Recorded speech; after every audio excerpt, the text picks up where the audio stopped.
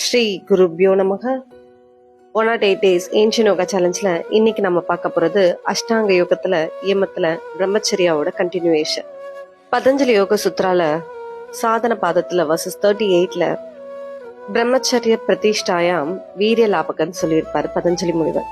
இதுக்கு என்ன மீனிங் பார்த்தோம்னா, பிரம்மச்சரியத்தை கடைப்பிடிச்சோம்னா நம்மளுடைய ஆற்றல் அதிகமாகுன்றதுதான் அர்த்தம்.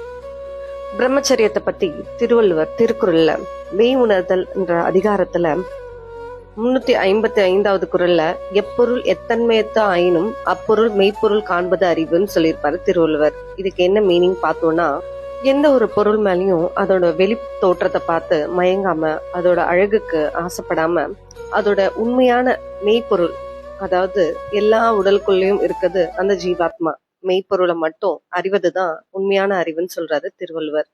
ஒரு குருவும் சிஷ்யனும் நடந்து வந்துட்டு இருந்தாங்க. அவங்க நடந்து வர பாதையில ஒரு ஓடை இருந்துச்சு. ஒரு பொண்ணு, ஒரு இளம் பொண்ணு அங்க அந்த ஓடையை கடக்கிறதுக்காக நின்றுட்டு இருந்தா. பட் அவ போட்டிருந்த ட்ரெஸ்னால அவளால அந்த ஓடையை கடக்க முடியல. அப்போ அந்த சிஷ்யனும் குருவும் அந்த பொண்ணை பார்த்து என்ன ஆச்சு அப்படின்னு கேட்கும்போது, இந்த ஓடையை நான் கடக்கணும், ஆனா இந்த தண்ணியில நான் கால் வைக்க கூடாதுன்னு சொன்னான். உடனே குரு எந்த ஒரு ஆட்சேபனையும் இல்லாம அந்த பொண்ணை தூக்கிட்டு நடக்க ஆரம்பிச்சாரு. அடுத்த கரையில அந்த பொண்ணை அவரை இறக்கி விட்டுட்டாரு. ஆனா இந்த சீடன் ரொம்ப நேரமா அதை பத்தியே யோசிச்சுட்டு இருந்தாங்க.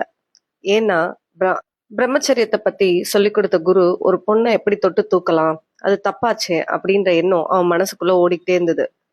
ரொம்ப நேரம் கழிச்சு கொஞ்சம் தூரம் வந்த பிறகு அந்த குரு சீடன் கிட்ட கேட்டாரு, என்ன ரொம்ப யோசனையா இருக்க அப்படின்னுட்டு. அதுக்கு அந்த சீடன், இந்த மாதிரி பிரம்மச்சரியத்தை பத்தி சொல்லி கொடுத்த நீங்களே ஒரு பொண்ணை தொட்டு தூக்கலாமா, அது தப்பு இல்லையா அப்படின்னு கேட்பாரு. அதுக்கு அந்த குரு, நான் அந்த பொண்ணுக்கு உதவி பண்ணணும்ன்ற நோக்கத்துல மட்டும்தான் அவளை தூக்கிட்டு வந்து இறக்கி விட்டுட்டேன். பட் அவளை இறக்கி விட்டு நான் ரொம்ப நேரம் ஆச்சு, ஆனா இன்னமும் நீ மனசுல அந்த பொண்ணை தூக்கிட்டு தான் வந்துட்டு இருக்க அப்படின்னு சொல்லிட்டு அந்த குரு சொல்லுவார். எப்படி ஒரு சேத்துல ஒரு செந்தாமரை மலர்தோ, அதே மாதிரி நம்ம எந்த இடத்துல இருந்தாலும் மன உறுதியும் செல்ஃப் டிசிப்ளினும் வச்சிருந்தா போதும், நம்ம ஈஸியா பிரம்மச்சரியத்தை கடைபிடிச்சிடலாம்னு சொல்லுவாரு. கடல்ல எவ்வளவுதான் அலை வந்தாலும் அந்த ஆழ்கடல் எப்பவுமே அமைதியா தான் இருக்கும். அது போல அழியக்கூடிய இந்த வெளித்தோட்டத்துல இருக்க அழகுக்கு மயங்காம அழிவற்ற ஆத்மனை நோக்கி பயணப்படுறதுக்கு மன உறுதியும் ஆற்றலும் ரொம்ப தேவை. இந்த வீடியோ இன்ஃபர்மேட்டிவா இருந்தா லைக் பண்ணுங்க. இந்த இன்ஃபர்மேஷனை ஸ்ப்ரெட் பண்ணணும்னு நினைச்சீங்கன்னா ஷேர் பண்ணுங்க. என் கூட டிராவல் பண்ணணும்னு நினைச்சீங்கன்னா சப்ஸ்கிரைப் பண்ணுங்க.